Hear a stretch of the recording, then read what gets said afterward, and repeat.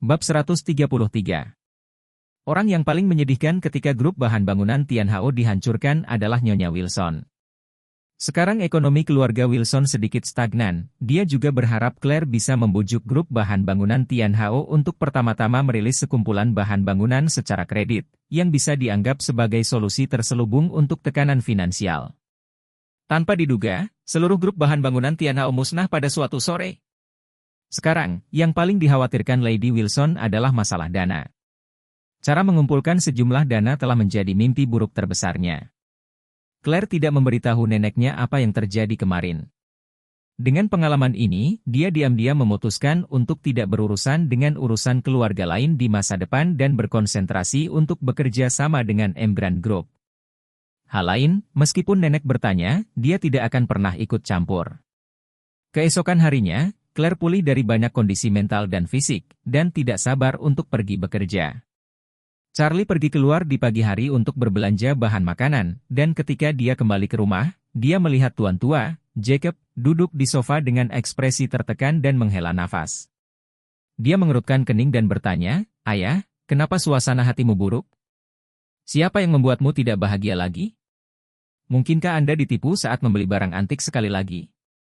Jacob menyesap teh melati dan berkata dengan marah, "Jangan sebut barang antik, sial, aku marah kalau kau menyebutkannya."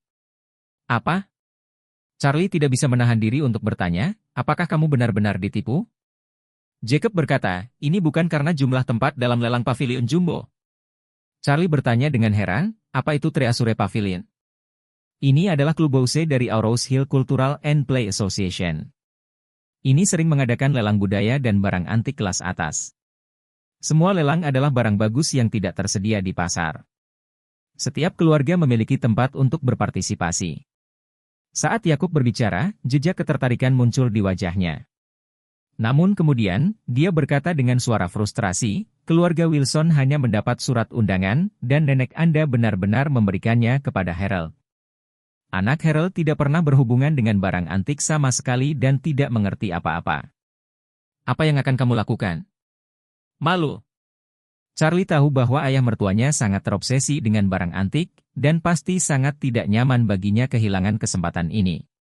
Jadi Charlie tersenyum dan berkata, "Ayah, jika kamu benar-benar ingin pergi, minta saja kepada Calo untuk membeli surat undangan." Jacob melambaikan tangannya, penyelenggara lelang Treasure Pavilion adalah keluarga Song. Keluarga Song adalah keluarga terkuat di Aurous Hill. Saya tidak tahu berapa banyak orang yang menginginkannya, bagaimana bisa membelinya. Charlie tersenyum. Ternyata itu adalah lelang yang diselenggarakan oleh keluarga Song. Warnia, anak tertua dari keluarga Song, bukankah dia memintanya untuk membantu mengidentifikasi barang antik? Hal-hal kecil seperti surat undangan harus diselesaikan dengan menyapanya. Memikirkan hal ini, Charlie berkata dengan acuh tak acuh, "Beberapa teman yang saya kenal kebetulan berasal dari keluarga Aurous Hill ini. Seharusnya tidak sulit untuk mendapatkan 2 surat undangan." Yakub tidak mempercayainya, dan menggelengkan kepalanya dan berkata, "Lupakan saja, teman baik seperti apa yang bisa kamu kenal? Saya pikir itu hanya beberapa teman dari teman. Bagaimana mereka bisa menghubungi keluarga Song?" Charlie tidak mengatakan sepatah kata pun, dan langsung turun, membuka telepon Warnia, dan berkata, "Nona Song, bisakah Anda membantu saya mendapatkan 2 surat undangan untuk lelang Treasure Pavilion?" Warnia berkata langsung, "Tuan." "Charlie, apakah 2 cukup? Jika tidak cukup, saya akan memberikan beberapa lagi." Charlie melihat surat undangan itu, dan berkata, "Cukup, tapi saya akan berpartisipasi dengan tuan tua." Jacob adalah penggemar sastra, Claire dan ibu mertuanya tidak tertarik sama sekali. Bahkan jika mereka melepaskannya, itu akan membuang-buang waktu. Charlie tahu kebaikan ayah mertuanya setelah insiden Antique Street terakhir.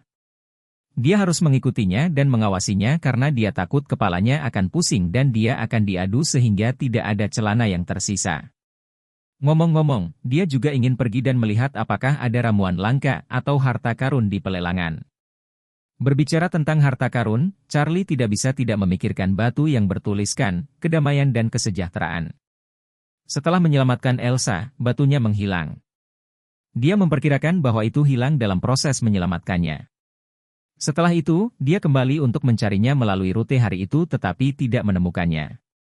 Untungnya, aura batu itu telah diserap olehnya, jika tidak, dia akan sangat menyesalinya. Karena lelang, Jumbo Pavilion, adalah semua harta berharga di dunia, mungkin dia bisa mendapatkan sesuatu. Bab 134. Sampai Claire pulang kerja, Jacob masih terlihat lesu dan bahkan tidak bisa mengangkat energinya setelah makan malam. Charlie tahu bahwa dia merajuk karena undangan lelang. Saat ini, Warnia baru saja menelepon dan berkata, "Tuan Charlie, maafkan aku bekerja di Hai Cheng siang ini, dan sekarang aku ada di bawah di rumahmu, jadi aku akan memberikan surat undangan untukmu." Charlie buru-buru berkata, "Aku akan turun dan mengambilnya." Setelah berbicara, dia bergegas keluar. Warnia duduk di lantai bawah dengan Rolls-Royce-nya, melihat Charlie keluar dari mobil, dan memberinya 2 surat undangan. Charlie berterima kasih padanya dan kembali ke rumah tanpa mengobrol dengannya. Kembali ke rumah, tuan tua masih marah. Claire membujuknya, "Oh, ayah, jangan marah." Nenek memberikan surat undangan kepada Harold, berharap Harold dapat mengambil kesempatan ini untuk mengenal beberapa orang di kelas atas dan terlibat dalam hubungan sosial. Yakub menghela nafas, "Hei, nenekmu telah memihak sejak dia masih kecil. Dia tidak menunggu untuk melihatku, dia menyayangi pamanmu dan Harold. Masih seperti ini sampai sekarang. Benar-benar menjengkelkan bagiku." Claire mengangguk tak berdaya, dia juga tahu bahwa nenek itu eksentrik. Nenek merasa bahwa ayahnya tidak ada hubungannya dengan dia, dan dia tidak memiliki banyak kemampuan. Kemudian dia merasa bahwa Claire adalah seorang gadis dan tidak bisa mewarisi bisnis keluarga, jadi dia sedikit lebih memanjakan Harold. Belakangan, ketika dia menikahi Charlie, neneknya benar-benar meninggalkan keluarganya. Saat ini, Charlie berjalan ke depan dan menyerahkan 2 surat undangan emas kepada tuan tua, dan berkata, "Ayah, aku punya surat undangan yang kamu inginkan." "Apa?" Yakub melompat seperti pegas di pantatnya. Dia menyambar surat undangan di tangan Charlie, dan buru-buru membukanya dan melihatnya sekilas. Dia sangat bersemangat sehingga dia tidak bisa berbicara. Claire di sebelahnya juga sangat terkejut. Dia mengambil surat undangan itu di tangan ayahnya dan melihatnya. Ternyata itu adalah surat undangan dari Jumbo Pavilion. "Bagus.